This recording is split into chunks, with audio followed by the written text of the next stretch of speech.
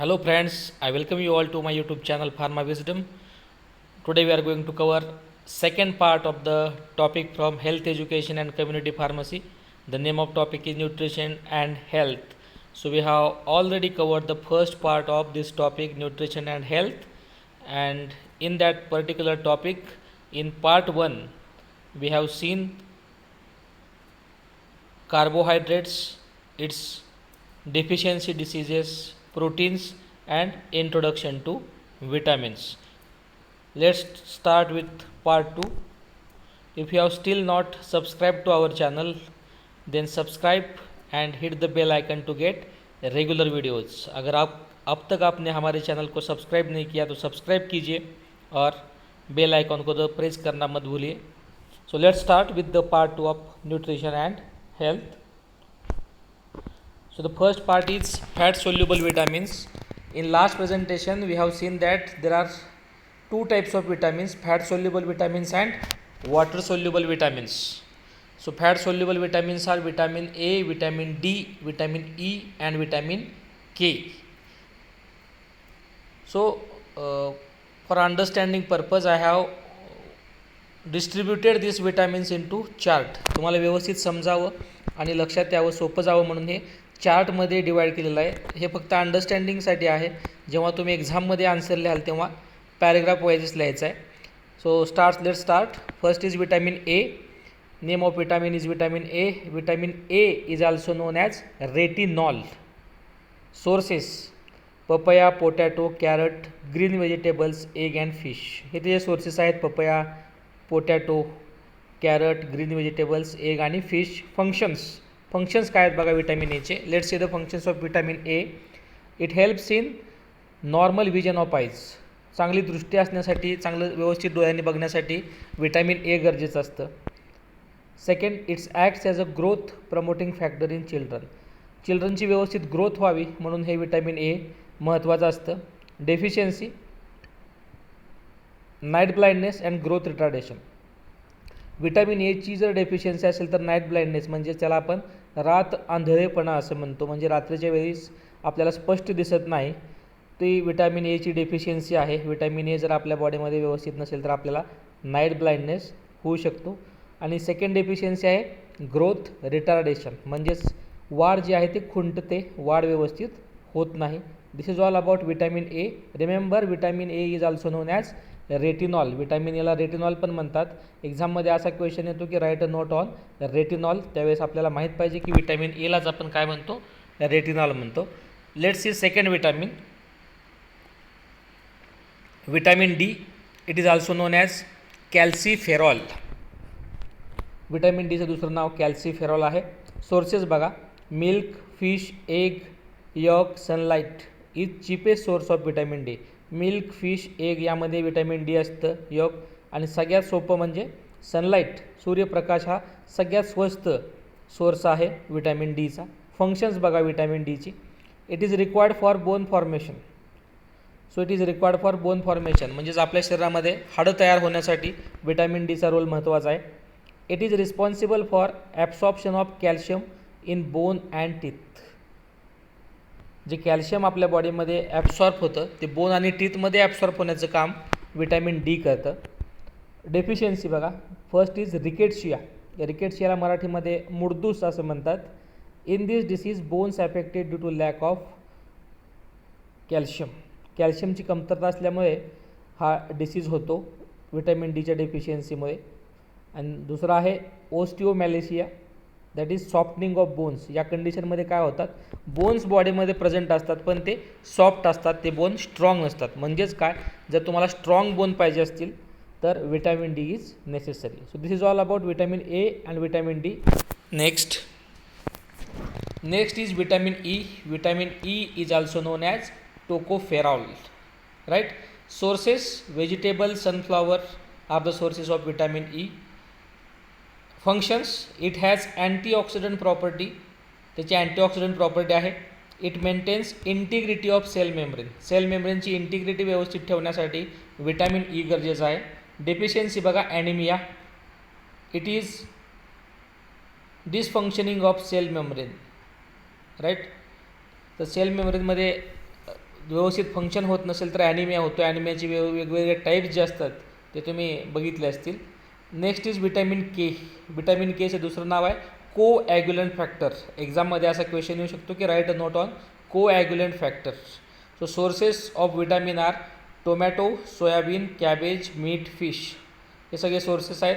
Function बघा, it helps in blood clotting process. Blood clotting प्रोसेसमध्ये vitamin केचा role फार महत्त्वाचा आहे. आणि deficiency of blood clotting disorder increases in prothrombin level. जर विटॅमिन केची डेफिशियन्सी असेल तर प्रोथ्रॉम्बिन लेवल बॉडीमधले कमी होते आणि त्यामुळे काय होतो, ब्लड क्लॉटिंग टाईम इन्क्रीज होतो, जो जास्त असला नाही पाहिजे. तर ब्लड क्लॉटिंग जर व्यवस्थित व्हावं असं वाटत असेल आपल्याला तर vitamin K is very very important. So it's all about fat soluble vitamin. Next is water soluble vitamins. First is vitamin B2. Sources बघा काय आहेत. Vitamin B2 is also known as riboflavin. Sources milk, fish. Functions it involve in regulatory functions of some hormone. तर हार्मोनचे functions regular व्हावं म्हणून vitamin B2चा role आहे. Deficiency lesions of lips, glossitis. Lesions of lips म्हणजे ओठ कोरडे पडतात आणि ग्लॉसायटिस म्हणजे इन्फ्लामेशन ऑफ टंग. जीभ जेव्हा सुजते तेव्हा त्याला ग्लॉसायटिस असं आपण म्हणतो. Next is vitamin B3. It is also known as niacin. Sources of vitamin B3 are milk, egg, green and leafy vegetables. So this common sources of vitamin B3. Functions. First function is it is essential for normal functioning of skin and nervous system. Skin आणि nervous systemच्या normal फंक्शनिंगसाठी vitamin B3 हे गरजेचं आहे. Deficiency बघा, pellagra, डर्मायटिस, vomiting आणि black टंग हे deficiency आहेत vitamin B3च्या. तर डर्मायटिस म्हणजे स्किनचे इन्फेक्शन असतं आणि ब्लॅक टंग म्हणजे जिभेवर जो लालसरपणा असतो तो कमी होतो आणि काळसरपणा येतो, त्याला आपण ब्लॅक टंग म्हणतो. Then vitamin B5 that is pantothenic acid. What are the sources of pantothenic acid? The sources are egg, milk, wheat and honey. Functions it is required for growth of infants and children. लहान मुलांची आणि नवजात बालकांची व्यवस्थित वाढ व्हावी त्यासाठी vitamin B5 गरजेचं आहे. आणि सेकंड फंक्शन आहे मेटाबॉलिझम ऑफ कार्बोहायड्रेट्स आणि फॅट्स. आपण वेगवेगळे डिफरंट न्यूट्रिएंट्स कार्बोहायड्रेट्स आणि फॅट्स बॉडीमध्ये घेतो, त्याचं मेटाबॉलिझम करायचं काम हे विटॅमिन B5 करतं. डेफिशियन्सी अबनॉर्मल ग्रोथ व्यवस्थित होत नाही. लॉस ऑफ हेअर्स म्हणजे केस निघून जातात. आणि फेल्युअर इन वेट गेन, वजन वाढवण्याचा प्रयत्न केला तरी वजन वाढत नाही जर विटॅमिन B5ची डेफिशियन्सी असेल तर. Next is vitamin B6. Vitamin B6 is also known as pyridoxins. Vitamin B6चं दुसरं नाव काय आहे? Pyridoxine. Sources milk, eggs, fish, meat, fruits and leafy vegetables. So these are the common sources. If you have not remember all the sources then you can write the common sources. Function it is essential for growth of children. लहान मुलांची व्यवस्थित वाढ व्हावी म्हणून पायरोडॉक्झिन महत्त्वाचं आहे. आणि second function आहे it plays important role in metabolism of amino acids. Amino ॲसिडचं मेटाबॉलिझम होण्यासाठी विटॅमिन B6 पायरोडॉक्झिन गरजेचं आहे. Deficiency of this vitamin is rare. तर विटॅमिनची जर विटॅमिन जर बॉडीमध्ये व्यवस्थित प्रमाणात मिळालं नाही तर याच्यामुळे कोणत्याही प्रकारची अशी विशेष अशी डेफिशियन्सी काही होत नाही. Next is vitamin B7. So B7 vitamin is also known as biotin. Sources tomato, milk, fruits, vegetable, honey. Functions it is required for normal growth of joints. जर आपले बोन्समधले जे जॉईंट असतात त्याची नॉर्मल ग्रोथ होण्यासाठी vitamin B7 हे गरजेचं आहे. Deficiency of this vitamin causes egg white injury. याच्यामध्ये होते. तर egg white injury means what? Whenever we eat, जेव्हा आपण कच्चे अंडे खातो त्यावेळेस होणारी इंजुरी आहे एग व्हाईट इंजुरी. सेकंड आहे deficiency muscular pain. Next is vitamin B9 that is folic acid. Sources meat, fish, milk, fruits, green leafy vegetables. Function it is required for synthesis of R B सीच्या सिंथेसिससाठी vitamin B9 हे फार गरजेचं आहे. तुम्ही जर व्यवस्थित ऑब्झर्व केलं तर जेव्हा आर बी सीची डेफिशियन्सी असते तेव्हा डॉक्टर आपल्याला फॉलिक ॲसिडचे टॅबलेट्स प्रिस्क्राईब करतात. So instead of taking this folic acid tablets we should consume this folic acid through meat, fish, milk, fruits and green leafy vegetables. तर आर बी सीच्या सिंथेसिससाठी हे फॉलिक ॲसिड गरजेचं आहे. Deficiency आहे megaloblastic anaemia, right. यामध्ये next आहे vitamin B12 that is cyanocobalamin. Sources आहेत एग, फिश आणि मिल्क. एग, फिश आणि मिल्क हे त्याचे सोर्सेस आहेत. Function it is involve in development of R B C with folic acid.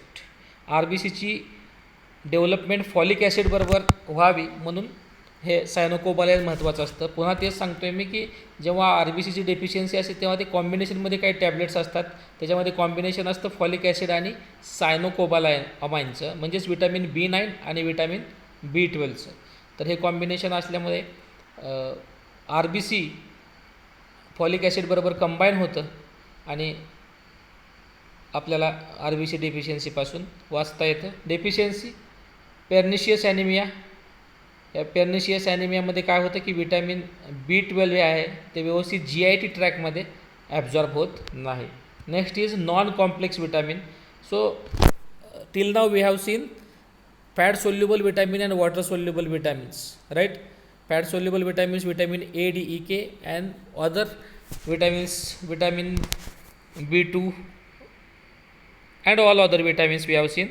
Now next is non-complex vitamins. Non-complex vitamin includes only one vitamin. तर non complex विटॅमिनमध्ये फक्त एक vitamin आहे vitamin C, that is ascorbic acid. Vitamin सीचं दुसरं नाव आहे ascorbic acid. It is synonym for vitamin C. So what are the sources of vitamin C? Amla, citrus fruits, apple, banana, green leafy vegetables, tomato. जे काही आंबट फळं असतात, आवळा असेल, त्यानंतर टोमॅटो आहे, त्यानंतर सायट्रस फ्रूट्स म्हणजे लेमन आहे, ह्या सर्वामध्ये विटॅमिन C असतं.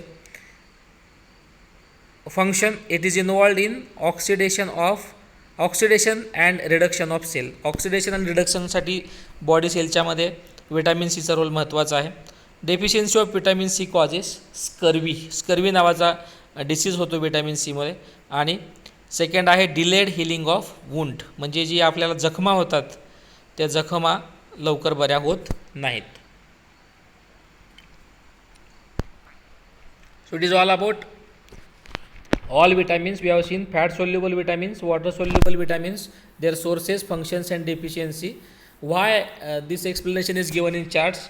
This I usually used to give these notes in chart forms to my students because it becomes easier to study in the examination and it becomes very easier for the revision करण्यासाठी किंवा हे vitamins लक्षात राहावेत आणि कमी जागेमध्ये लक्षात राहावं म्हणून हा चार्टच्या स्वरूपात दिलेला आहे. जेव्हा तुम्ही एक्झाममध्ये लिहिता तेव्हा मात्र तुम्हाला एक्सप्लेनेशन एकाच्या एक खाली एक असं पॅरेग्राफ वाईज लिहायचं आहे.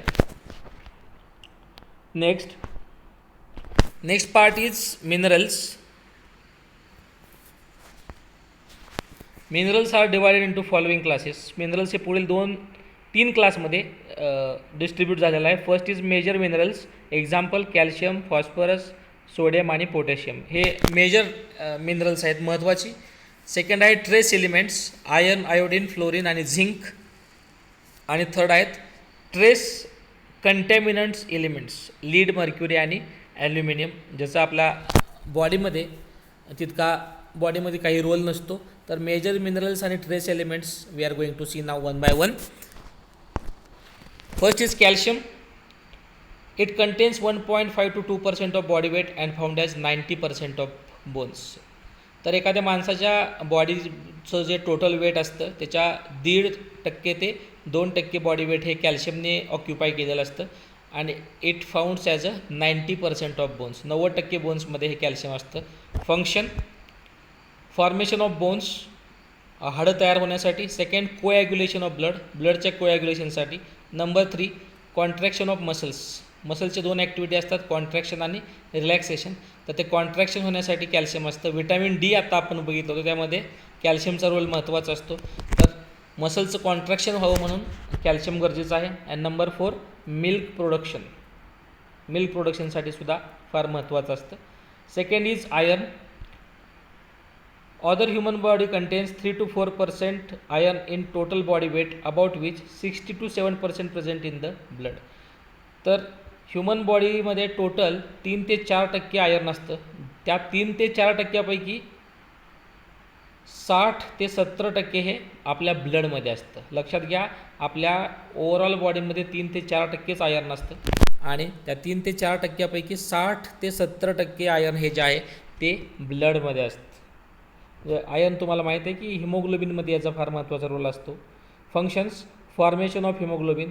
हिमोग्लोबिन तयार व्हावं व्यवस्थित त्यासाठी आयर्नचा रोल महत्त्वाचा आहे. आणि second, regulation of body temperature. Body temperature आपलं व्यवस्थित रेग्युलर मेंटेन राहावं त्यासाठी सुद्धा आयर्न महत्त्वाचं आहे. Deficiency of iron causes anaemia. आयर्नची जर डेफिशियन्सी असेल तर ॲनिमिया आपल्याला होतो. Next is iodine. Iodine is required for synthesis of thyroid hormones T3, that is tridothyroxine, and T4, that is thyroxine. It causes goiter. तर iodine हे thyroid हार्मोनने secret required thyroid हार्मोनच्या सिंथेसिससाठी गरजेचं असतं. त्यामध्ये T3 आणि T4 असे 2 hormones आहेत आणि जर आयोडीनची डेफिशियन्सी असेल तर ग्वायटर होतो. Number 4 fluorine. Fluorine is necessary for mineralization of bone. बोनमध्ये मिनरलायझेशन बोनचं व्हावं त्यासाठी फ्लोरीनचा रोल महत्त्वाचा आहे. And it causes dental fluorine. Dental fluorine नावाचा डिसीज होतो. Number 5 is zinc. It is required for synthesis of insulin in pancreas. पॅनक्रियाजमध्ये इन्सुलिनचं सिंथेसिस होत असतं त्यासाठी झिंकची रिक्वायरमेंट आहे. And deficiency of zinc causes skin disorder. आणि झिंकची जर डेफिशियन्सी असेल तर स्किन डिसऑर्डर होतं. लक्षात घ्या, इन्सुलिन जे सिक्रेट सिंथेसाइज होतं ते सिंथेसाइज करतात पॅनक्रियाटिक सेल्स आपले इन्सुलिन सिंथेसाइज करत असतात आणि त्याच्या सिंथेसिससाठी हे झिंक गरजेचं असतं आणि त्याची डेफिशियन्सी असेल तर स्किन डिसऑर्डरसुद्धा होऊ शकतात. Number 6 is phosphorus. It is very essential for formation of bones and teeth. बोनच्या फॉर्मेशनसाठी आणि दातांच्या फॉर्मेशनसाठी फॉस्फरसचा रोल महत्त्वाचा आहे. Second, it plays important role in metabolism. मेटाबॉलिझममध्ये त्याचा रोल महत्त्वाचा आहे. And third, it deficiency rarely occurs. यामुळे डेफिशियन्सी अशी काही विशेष होत नाही. लास्ट मिनरल आहे sodium. Sodium is found in fluids. आपल्या बॉडी फ्लुइडमध्ये सोडियम असतं. सोडियम, कॅल्शियम, पोटॅशियम हे जे काही बॉडी फ्लुइड असतात त्यापैकी एक बॉडी फ्लुइड सोडियम आहे. Second, the adult human body content 100 gram of sodium ions. तर 100 ग्रॅम सोडियम आयन्स असतात एका अडल्ट ह्युमन बॉडीमध्ये. आणि adult requirement of sodium chloride is 10 to 50 gram. 10 ते 50 ग्रॅम अशी अडल्ट रिक्वायरमेंट आहे सोडियमची. So it's all about minerals. We have seen 7 minerals. So in this presentation we have seen vitamins, fat soluble vitamins, vitamin A, D, E, K. Then we have seen the water soluble vitamins, that is vitamin B1, vitamin B2, vitamin B5, B7, B9, B12, and after that we have seen minerals. So all are important concepts. And remember, whatever the slides I have used in this presentation, जे काही slides या प्रेझेंटेशनमध्ये मी वापरलेले आहेत, it's all about the my class notes. ह्या सगळ्या class notes आहेत आणि त्या एकदम सोप्या भाषेत करण्याचा तुम्हाला प्रयत्न केलेला आहे. तुम्ही ह्या एक्झामसाठी ॲज इट इज वापरू शकता. MSBTच्या बोर्ड एक्झामसाठी एक्सक्लुझिव्हली D.Pharmसाठी असणारा हा सब्जेक्ट आणि टॉपिक आहे. आणि ज्या काही स्लाइड्स आहेत त्या स्लाइड्स ॲज इट इज तुम्ही वापरू शकता. तुम्ही त्याचे स्क्रीनशॉट घेऊन त्याचा अभ्यास करू शकता. तर अब तक अगर आपने हमारे चैनल को सब्सक्राइब नहीं किया तो सब्सक्राइब कीजिए और बेल आइकन प्रेस करना ना भूलिए. Thank you on behalf of our YouTube channel Pharma Wisdom. Thank you.